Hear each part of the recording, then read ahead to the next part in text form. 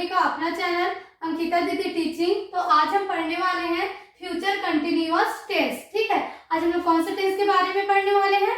Future continuous. ठीक है, तो फ्यूचर कंटिन्यूअस टेंस का पहचान होता है रहा होगा, रही होगी, रहे होगे। ठीक है, मतलब किसी भी वाक्य के लास्ट में यदि रहा होगा, रही होगी या फिर रहे होगे शब्द आएगा तो आपको कौन सा टेंस होगा? फ्यूचर कंटिन्यूअस टेंस होगा। ठीक है, तो फ्यूचर कंटिन्यूअस टेंस का पहला सेंटेंस क्या बनता है?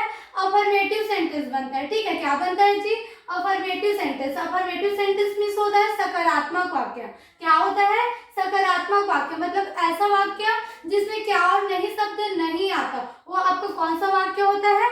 सकारात्मक वाक्य होता है। ठीक है, तो इसका सूत्र होता है subject plus helping verb plus be. हमेशा फ्यूचर कंटिन्यूअस टेंस में हेल्पिंग वर्ब के बाद क्या लगेगा? बी लगेगा। फिर क्या लगेगा? वर्ब का फोर्थ फॉर्म लगेगा। मतलब किसी भी वर्ब के लास्ट में आपको आईएनजी लगाना पड़ जाए तो आपका वर्ब का कौन सा फॉर्म होता है? फोर्थ फॉर्म होता है। फिर क्या आता है? आपका ऑब्जेक्ट आता है। ठीक है, तो ये हो गया आपका फ्यूचर कंटिन्यूअस टेंस का जो अफर्मेटिव सेंटेंस है उसका फॉर्मूला। ठीक है, अब इसी फॉर्मूला को हम क्या करते हैं? डिटेल में पढ़ते हैं। ठीक है, तो अब देखो जो फॉर्मूला है उसको और डिटेल में। ठीक है, तो देखो सबसे पहले फॉर्मूला में क्या आता है? सब्जेक्ट आता है। तो हमारा सब्जेक्ट होता क्या है? आई। आई मीन्स क्या होता है? मैं। दूसरा होता है वी। वी मीन्स क्या होता है? हम। यू मीन्स होता है तुम। दे मीन्स होता है वे। ही मीन्स होता है वह, लड़का। ठीक है, ही का यूज किसके लिए होगा? लड़का के लिए। ठीक है, और सी का यूज सी मीन्स भी क्या होता है? वह होता है, और इसका यूज किसके लिए होता है? लड़की के लिए। ठीक है, फिर होता है इट। इट मीन्स क्या होता है? यह। इसका यूज किसके लिए होता है? निर्जीव वस्तु के लिए होता है, और नेम मीन्स क्या होता है? नाम। ठीक है, अब देखो सेकंड क्या होता है? सब्जेक्ट के बाद हमेशा आपको क्या यूज करना पड़ेगा? Helping verb. अब हेल्पिंग वर्ब होता क्या है? जो हमको हेल्पिंग वर्ब में कोई हिंदी में क्या बोलते हैं? सहायक क्रिया बोलते हैं। ठीक है, अब सहायक क्रिया मतलब क्या है?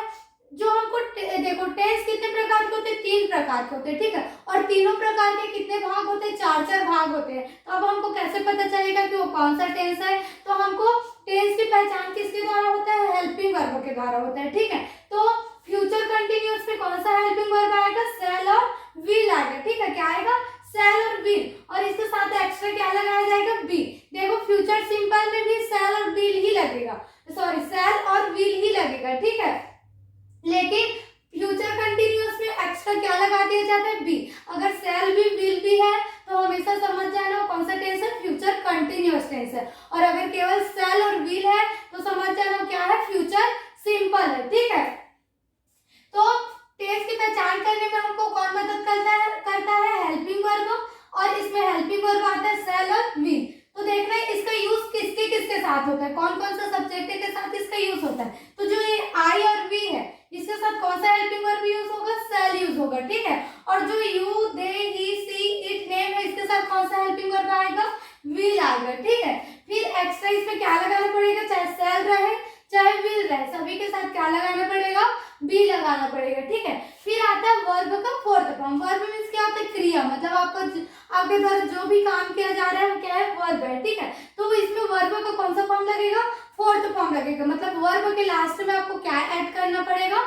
आईएनजी ऐड करना पड़ेगा। ठीक है, प्लस ऑब्जेक्ट। ऑब्जेक्ट आपको कुछ भी हो सकता है जो आपको काम करने में मदद कर रहे हैं, ऐसा वस्तु क्या होता है? आपको ऑब्जेक्ट होता है। तो कभी कभी हमारे काम में ऑब्जेक्ट शामिल होता है और कभी नहीं होता है। ठीक है, तो जब ऑब्जेक्ट शामिल रहेगा तो ऑब्जेक्ट का यूज करेंगे, और यदि ऑब्जेक्ट का शामिल नहीं है तो ऑब्जेक्ट का यूज नहीं करेंगे। ठीक है, ये हो गया हमारा जो फॉर्मूला है वो डिटेल में। ठीक है, अब इससे क्या बनाते हैं? सेंटेंस बनाते हैं। ठीक है, तो पहला सेंटेंस देखो, हम वृंदावन जा रहे होगे, है ना?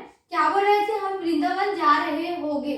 तो रहे होगे आ रहे हैं ना लास्ट में, तो जब भी रहा होगा, रही होगी या फिर रहे होगे शब्द आएगा तो आप समझ जाना वो कौन सा टेंस है? फ्यूचर कंटिन्यूअस टेंस है। ठीक है, तो फ्यूचर कंटिन्यूअस में सबसे पहले क्या आता है? सब्जेक्ट आता है। क्या आता है जी?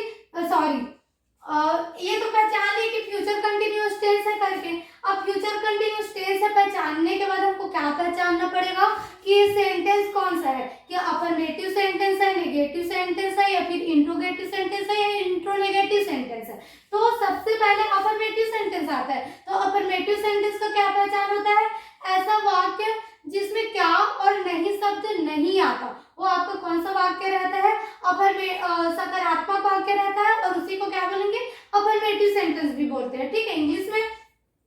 तो इस वाक्य में कहीं भी क्या और नहीं शब्द आ रहा है क्या, नहीं आ रहा है, तो ये आपका कौन सा सेंटेंस हो गया, अफर्मेटिव सेंटेंस हो गया। और अफर्मेटिव का सूत्र क्या होता है, सबसे पहले सब्जेक्ट आता है, क्या आता है जी, सब्जेक्ट। तो सब्जेक्ट कौन है, हमको क्या बोलते हैं, वी बोलते हैं, ठीक है, क्या बोलते हैं जी, वी। तो क्या आएगा, वी आएगा, ठीक है। वी के साथ कौन सा हेल्पिंग वर्ब आता है, सेल आता है, तो यहाँ पर क्या आ जाएगा, सेल, वी सेल, ठीक है। फिर क्या आता है, एक्स्ट्रा बी आता है, तो यहाँ पर क्या आ जाएगा जी, बी आ जाएगा, वी सेल बी। फिर आता है वर्ब का फोर्थ फॉर्म आता है, ठीक है। तो वर्ब क्या है इसमें, जाना, क्रिया क्या है जी, जाना, जाना को क्या बोलते हैं, गो बोलते हैं, ठीक है। तो क्या हो गया, गो, लेकिन गो का क्या कौन सा फॉर्म आएगा, फोर्थ फॉर्म आएगा, तो लास्ट में क्या आएगा, आई एन जी आएगा, ठीक है। वी शैल बी गोइंग, ठीक है। फिर ऑब्जेक्ट, अब जा तो रहे हो, कहाँ जा रहे हो, वृंदावन जा रहे हो, ठीक है, तो आपका ऑब्जेक्ट क्या हो जाएगा, वृंदावन हो जाएगा, ठीक है, Vrindavan. We shall be going Vrindavan, ठीक, आया समझ में। तो हमारा जो फ्यूचर कंटिन्यूअस टेंस का अफर्मेटिव सेंटेंस है वो यही कंप्लीट होता है, ठीक है। अब नेगेटिव सेंटेंस, इंट्रोगेटिव सेंटेंस और इंट्रोनेगेटिव सेंटेंस को नेक्स्ट पार्ट में पढ़ेंगे, ठीक है। तो